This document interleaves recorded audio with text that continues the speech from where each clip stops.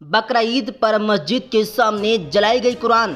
प्रदर्शनकारी बोले दुनिया भर में कुरान को बैन कर देना चाहिए। दोस्तों, स्वीडन में बकरा ईद के मौके पर कुरान जलाए जाने की घटना को लेकर के इस्लामिक देशों की तरफ से तीखी प्रतिक्रिया सामने आई है। स्वीडन में बुधवार को स्टॉकहोम सेंट्रल मस्जिद के सामने 37 साल के एक शख्स ने कुरान को फाड़ करके उसमें आग लगा दी थी। शख्स ने ये काम लगभग 200 लोगों की मौजूदगी में किया, जिनमें से कई लोग कुरान जलाए जाने का समर्थन कर रहे थे। ईद उल अजहा की छुट्टियों में मस्जिद के सामने कुरान जलाए जाने की घटना पर सऊदी अरब, तुर्की, मोरक्को जैसे मुस्लिम देशों के साथ साथ मुस्लिम वर्ल्ड लीग ने भी भारी नाराजगी जाहिर की है। स्टॉकहोम सेंट्रल मस्जिद के सामने कुरान जलाने वाले शख्स का नाम सलमान मोमिका है, जो सालों पहले इराक से भागकर के स्वीडन आ गया था। स्वीडन के अधिकारियों से कुरान को लेकर के विरोध प्रदर्शन करने की अनुमति मिलने के बाद मोमिका ने बुधवार को कुरान जलाने के काम को अंजाम दिया था। शख्स का एक वीडियो सोशल मीडिया पर वायरल हो गया, जिसमें मोमिका सिगरेट का धुआं उड़ाते हुए कुरान की एक प्रति को हवा में उछालते दिख रहा है। इसके बाद वो कुरान को फाड़कर उसमें आग के हवाले कर देता है। वो स्वीडन का झंडा लहराता हुआ भी दिखाई दे रहा है।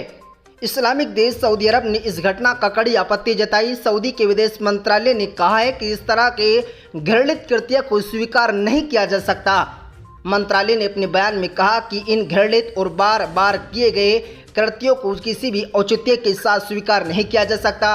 ऐसे कृत्य स्पष्ट रूप से नफरत और सलगवाद को उकसाते हैं। ये सहिष्णुता, संयम और चरमपंथी खत्म करने के मूल्यों को आगे बढ़ाने अंतर्राष्ट्रीय प्रयासों के विरुद्ध है। ऐसे कृत्य नागरिक और देशों के बीच के संबंधों में पारस्परिक सम्मान को कम करते हैं। जी हां दोस्तों, आपको बता दें, स्वीडन में कुरान के कथित अपमान की घटनाओं से हमेशा से नाराज रहा है। इसी कारण वो स्वीडन के नोटों में शामिल होने के रास्ते पर भी रोड़ा भी बना था। एक बार फिर से स्वीडन में कुरान जलाने की घटना से तुर्की नाराज हो गया है। कुरान जलाए जाने को जघन्य कृत्य करार देते हुए तुर्की के विदेश मंत्री ने इस पर कड़ी आलोचना की।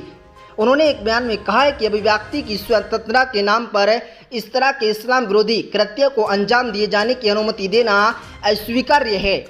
इस तरह के जघन्य कृत्यों को अनदेखा करना अपराधी में सहभागी होने की तरह है।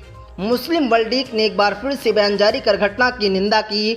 बयान में लीग के महासचिव शेख मोहम्मद बिन अब्दुल करीम अल इसा ने कहा है कि ये जघन्य कृत्य मुस्लिमों की भावनाओं को भड़काने वाला है। बयान में कहा गया कि पुलिस की सुरक्षा में अभिव्यक्ति की स्वतंत्रता के नाम पर इस तरह के जघन्य अपराध को बार बार करने पर चरमपंथियों की निंदा करते हैं। सच बात तो यह है कि ऐसे कृत्य स्वतंत्रता की अवधारणा और उसके मानवीय मूल्यों का अपमान करते हैं। अल ईसा ने इस खतरों के प्रति चेतना दी, जो नफरत और धार्मिक भावनाओं को भड़काते हैं और केवल चरमपंथी एजेंडे को आगे बढ़ाते हैं।